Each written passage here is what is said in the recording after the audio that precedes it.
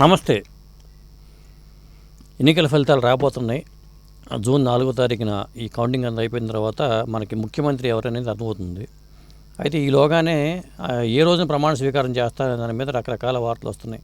జగన్మోహన్ రెడ్డి గారు జూన్ 9వ తారీఖున ప్రమాణ స్వీకారం చేస్తారు అని చెప్పి బయటకైతే వార్తలు వస్తున్నాయి. వాళ్ళు బొత్స గారు కూడా ప్రకటించారు. కాబట్టి మరి టీడీపీ కూటమి అధికారంలోకి వస్తే చంద్రబాబు నాయుడు గారు ఎప్పుడు ప్రమాణ స్వీకారం చేయబోతున్నారు అనే దాని మీద జ్యోతిష్పరంగా ఏ ముహూర్తంలో చేస్తే బాగుంటుంది అనేది మనం ఇప్పుడు చూద్దాం.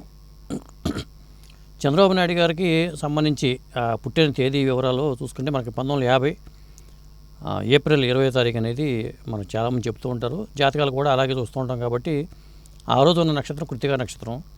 అలాగే కొంతమంది 1951 అంటూ ఉంటారు. కొంతమంది ఏంటంటే ఆయన మీనరాశి అంటూ ఉంటారు. ఇవన్నీ ఎట్టా ఉన్నా కానీ 9వ తారీఖున అంటే 4వ తారీఖున ఫలితాలు వస్తే మనకు 6వ తారీఖు అట్లా అమావాస్య ఉంది. కాబట్టి చాలామంది ఎవరు కూడా అమావాస్య వెళ్ళిన తర్వాతే మనకి ప్రమాణ స్వీకారం చేసే అవకాశం అయితే ఉంటుంది. మరి అలా చూసుకున్నప్పుడు చంద్రబాబు నాయుడు గారికి ఆయన దీని ప్రకారం చూసుకుంటే ఎప్పుడు ఆదివారం 9వ తారీఖు నుంచి చేస్తారా, లేకపోతే 10వ తారీఖు చేస్తారా, 8వ తారీఖు చేస్తారా అనే విషయాలు మనం ఇప్పుడు చూద్దాం. ఎందుకంటే చంద్రబాబు నాయుడు గారికి పేరు బట్టి, నామనక్షత్రం బట్టి, దాదాపు ఆయనకి 70 సంవత్సరాల వయసు ఉంది. కాబట్టి ఆ పేరుని బట్టి ముహూర్తం చూసుకోవడం అనేది చాలా మంచి పద్ధతి ఇప్పుడు చెప్పాలంటే. ఎందుకంటే నక్షత్రానికి బలం ఉంటుంది. కాబట్టి ఆయన నక్షత్రం తెలియనప్పుడు ఏంటంటే నామనక్షత్రం ప్రకారం చూసుకుంటే చా అనే అక్షరం అనేది వస్తుంది. కాబట్టి అశ్విని నక్షత్రం అవుతుంది, మేషరాశి అవుతుంది.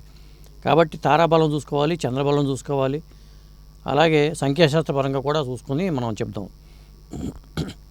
9వ తారీఖుని జగన్మోహన్ రెడ్డి గారు ప్రమాణ స్వీకారం అన్నారు. కాబట్టి కూటమి అధికారులకు వస్తే చంద్రబాబు నాయుడు గారికి 9వ తారీఖుని అంత అనుకూలంగా అయితే నాకు తెలిసి లేదు. ఎందుకంటే తారాబలంలో చూసుకుంటే ఆయనకి అంత కలిసి వచ్చే డేట్ లాగా మనకి చూపించట్లేదు. ఎందుకంటే ఆయన కృత్తికా నక్షత్రం వస్తుంది. 1950 ఏప్రిల్ 20వ తారీఖు చూసుకుంటే కృత్తికా నక్షత్రం వస్తుంది. మరి కృత్తికా నక్షత్రం అలాగే తిథి ప్రకారం చూసుకున్నా కానీ ఆ రోజు కూడా అనుకూలమైన తిథి లేదు, ఆదివారం నాడు తిథి ప్రకారం లేదు. అలాగే తారాబలం కూడా కలవాలి. కాబట్టి తారాబలం చూసుకుంటే మనకి ఏంటంటే ఆయన కృత్తిక అనుకున్నప్పుడు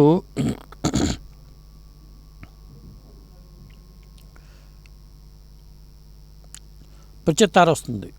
కాబట్టి ఆయనకి ఆదివారం నాడు చేయటం అనేది సాధ్యం కాదు. లెక్క ప్రకారం చూసుకుంటే తారాబలం అనేది కలవట్లేదు. కాబట్టి ఇక చంద్రబాబు అనే పేరు మీద చూసుకున్నప్పుడు అశ్విని నక్షత్రం వస్తుంది. కాబట్టి అశ్విని నక్షత్రానికి కూడా ఆదివారం అనేది నైదంతార అవుతుంది. అది కూడా అనుకూలంగా లేదు. కాబట్టి మనకి ఆయన అవాయిడ్ చేయాల్సిన తారగా మనం చెప్పుకోవచ్చు. ఇది 9వ తారీఖున అనేది ఆ తిథి ప్రకారం చూసుకుంటే ఏంటంటే చవితి గడియలు ఉంటాయి. కాబట్టి ఆదివారం అనేది అవాయిడ్ చేయొచ్చు. ఇక సోమవారం చూసుకుంటే 10వ తారీఖు చూసుకుంటే మనకి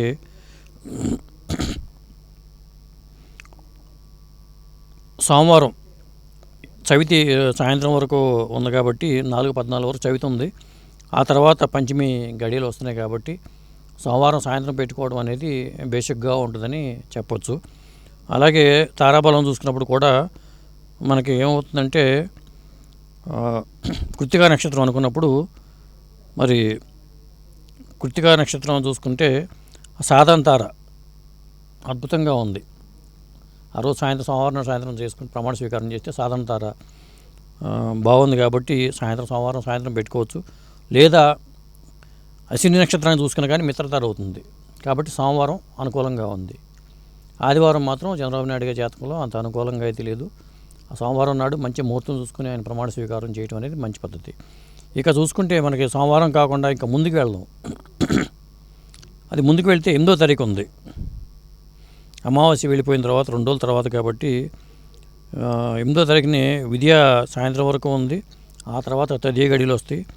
ఆరుద్ర నక్షత్రం సాయంత్రం వరకు ఆరుద్ర నక్షత్రం ఉంది. కాబట్టి ఆ రోజు సాయంత్రం తారాబలం చూద్దాం. ముందు తారాబలం చూసుకున్నప్పుడు అశ్విని నక్షత్రానికి సాధన తార చాలా అద్భుతంగా ఉంది.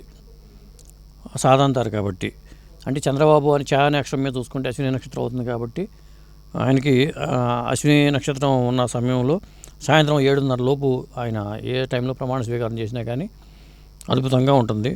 ఒకవేళ కృత్తికా నక్షత్రం అనుకుంటే మాత్రం కృత్తికా నక్షత్రానికి కూడా ఆ రోజు తారాబలం చూస్తుంటే క్షేమతార అవుతుంది. కాబట్టి అది కూడా శుభసూచకంగా ఉంది. మరి 8వ తారీఖున ప్రత్యేకత ఏంటంటే ఆ విధియ ఆ తర్వాత వచ్చే తదియ గడియలు కానీ ఇవేంటంటే 8వ తారీఖు అనేది వెంకటేశ్వర స్వామికి చంద్రబాబు నాయుడు గారు వెంకటేశ్వర స్వామికి భక్తులు కాబట్టి ఆయన ఆరాధిస్తూ ఉంటారు కాబట్టి వెంకటేశ్వర స్వామికి శనివారం అంటే ప్రీతికరం కాబట్టి ఆ శనివారం నాడు ప్రమాణ స్వీకారం చేయటం అనేది సోమవారంతో కంపేర్ చేస్తే శనివారం అనేది చాలా మంచిగా అనిపిస్తుంది. అలాగే 8వ తారీఖు వచ్చింది. 8 అంటే శని సంఖ్య. శనివారం 8 రావడం అనేది ఒక విశేషంగా మనం చెప్పుకోవాల్సి ఉంటుంది. కాబట్టి 8వ తారీఖు సాయంత్రం చంద్రబాబు నాయుడు గారు ప్రమాణ స్వీకారం చేస్తే చాలా అద్భుతంగా ఉంటుంది. ఇంకొకటి ఏంటంటే 8కి ఉన్న ప్రత్యేకత ఏంటంటే ఇలా చాలా మలుపులు ఉంటాయి. 8వ తారీఖున పుట్టిన వ్యక్తులు కానీ లేకపోతే 8వ తారీఖున మనం చేసే కార్యక్రమం కానీ అన్ని మలుపులు వాళ్ళ జీవితాల్లో ఉండే అవకాశాలు ఎక్కువ ఉంటాయి. అంటే ఆయన పరిపాలన బాధ్యత చేపట్టినా కానీ అనేక రకాల మలుపులతో మాత్రం పరిపాలన కొనసాగే అవకాశాలు ఎక్కువ ఉంటాయి. 8వ తారీఖు పుట్టిన వ్యక్తుల జీవితాల్లో కూడా ఇలాంటి మలుపులు చాలా ఉంటాయి. కాబట్టి అయితే శనివారం రావటం 8వ తారీఖు రావటం అనేది ఒక మంచి అదృష్ట యోగంగా చెప్పుకోవాల్సి ఉంటుంది. పైగా తారాబలం చూసుకున్నా చాలా అద్భుతంగా ఉంది. మరి ఆయన సంబంధించిన తారాబలం ప్రకారమే మనం చూసుకోవడం బెటర్ కాబట్టి 8వ తారీఖు చేయటం అనేది ఒక మంచి పద్ధతి. లేకుంటే మాత్రం సోమవారం నాడు సాయంత్రం చేసుకోవడం అనేది ఉత్తమం. 9వ తారీఖుని ఆయన అవాయిడ్ చేయడం బెటర్. చాలామంది ఏంటంటే 9 లక్కీ నెంబర్ అనుకుంటూ ఉంటారు. లక్కీ నెంబర్ అందరికీ లక్కీ నెంబర్ కాదు. ఆ విషయాన్ని కూడా మనం గుర్తుపెట్టుకోవాలి. కాబట్టి 8 లేదా 10వ తారీఖు జూన్ని ఈ తేదీల్లో ప్రమాణ స్వీకారం చేయటం, ఈ తేదీల్లోని మంచి ముహూర్తాలు చూసుకోవటం, లగ్నం నుంచి సప్తమ స్థానంలో మంచి శుభగ్రహాలు ఉండేవి చూసుకోవటం, ఆ చంద్రబలం కూడా చంద్రుడు కూడా 8వ తారీఖు అయితే చంద్రుడు కూడా 3వ స్థానంలో ఉంటాడు మేషం నుంచి, అంటే జన్మరాశి నుంచి 3వ స్థానంలో ఉంటాడు కాబట్టి చంద్రబలం కూడా చాలా బాగుంటుంది. కాబట్టి నా లెక్క ప్రకారం ఏంటంటే 8వ తారీఖుని చాలా శుభంగా ఉంటుంది.